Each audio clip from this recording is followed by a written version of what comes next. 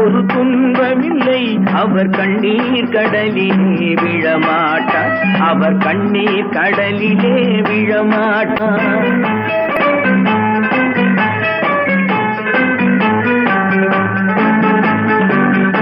ஒரு தவறு செய்தால் அதை தெரிந்து செய்தால் அவன் தேவன் என்றாலும் விடமாட்டேன். ஒரு தவறு செய்தால் அதை தெரிந்து செய்தால் அவன் தேவன் என்றாலும் விடமாட்டேன். உடல் உழைக்கச் சொல்வேன், அதில் பிழைக்கச் சொல்வேன், அவர் உரிமை பொருள்களை தொடமாட்டேன். நான் ஆணையிட்டால் அது நடந்து விட்டால் இங்கு ஏழைகள் வேதனை படமா